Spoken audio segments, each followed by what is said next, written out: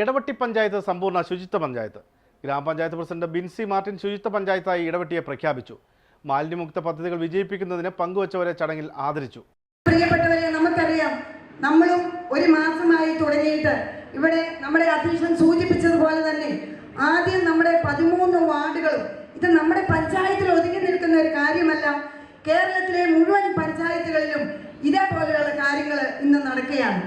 ആദ്യം നമ്മുടെ 13 വാർഡുകളിലും നമ്മൾ വാർഡ് മെമ്പർമാരുടെ നേതൃത്വത്തിൽ മുക്ത വാർഡായിട്ട് നമ്മൾ പ്രഖ്യാപിച്ചു. അതിനുശേഷം ഇന്ന് നമ്മൾ പഞ്ചായത്ത് തലത്തിൽ മാലിന്യമുക്ത പഞ്ചായത്തായിട്ട് നമ്മളിന്ന് പ്രഖ്യാപിക്കുകയാണ്. അതിനുശേഷം 3-ാം തീയതി ബ്ലോക്ക് മാലിന്യമുക്തമായിട്ട് പ്രഖ്യാപിക്കുന്നു, പിന്നെ ജില്ല പ്രഖ്യാപിക്കുന്നു. ഏകദേശം 15-ാം തീയതിക്ക് മുമ്പായിട്ട്, കൃത്യമായ ഡേറ്റ് കിട്ടിയിട്ടില്ല, 15-ാം തീയതിക്ക് മുമ്പായിട്ട് നമ്മുടെ സംസ്ഥാനവും മാലിന്യമുക്ത സംസ്ഥാനമായി പ്രഖ്യാപിക്കുകയാണ്.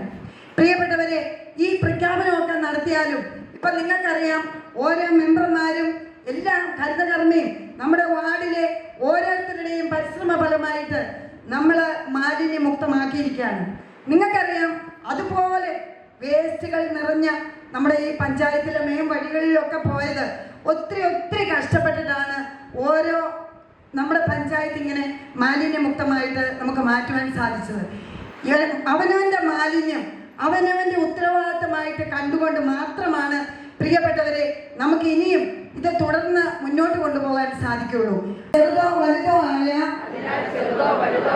ഒരു പാഴ്വസ്തുവും ഞാൻ വലിച്ചെറിയില്ല.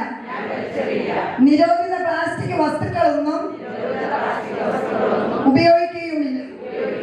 ശുചിത്വത്തിനായി കൈ